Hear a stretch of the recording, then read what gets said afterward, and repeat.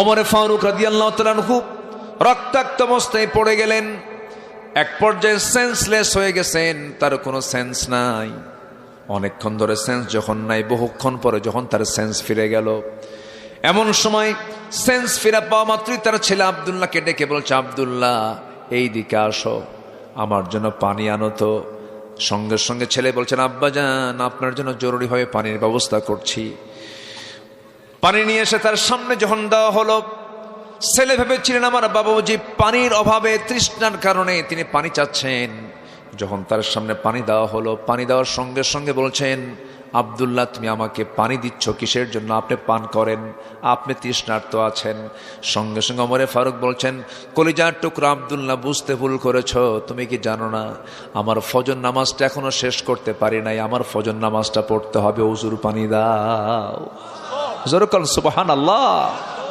পেটের ভুঁড়ি বের হয়ে গেছে, রক্তাক্ত অবস্থায়। সেই সময় তিনি তার মনে হয়ে গেছে আমি তো ফজরটা শেষ করতে পারি নাই, ওযুর পানি দিয়ে দাও, নামাজে দাঁড়াবো।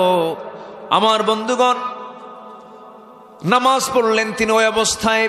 কষ্ট করে 2 রাকাত নামাজটা শেষ করার পর এবার বলা হলো, আব্দুল্লাহ কি চিন্তা করছো বলো তো? আব্বা ডাক্তার ডেকে আনছি, আপনাকে চিকিৎসা করবে। ডাক্তার যখন সামনে দাঁড়ালো, মুস্কি মুস্কি হাসি মেরে বলছেন, আর ডাক্তারকে বলছেন, ডাক্তার চিকিৎসা করে লাভ নাই, নাকের মধ্যে ওমর জান্নাতের ঘ্রাণ পাওয়া শুরু করেছে।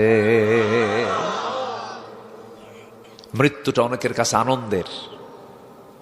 জান্নাত কি পাওয়া যাবে মরার আগে না মরার পরে? বলেন বলেন বলেন বলেন। জান্নাত পাওয়া যাবে কখন? মরার আগে না মরার পরে? তাহলে আসল প্রাপ্তি আমরা যে পাবো, আসল প্রাপ্তিটা মরার আগে না মরার পরে? মরার পরে। তো মৃত্যুকে আমাদের এত মাথায় নেওয়ার দরকার নাই, তো মরে তো যাবই। হাদিস শিখিয়েছে বীরের মতো মরতে হয়।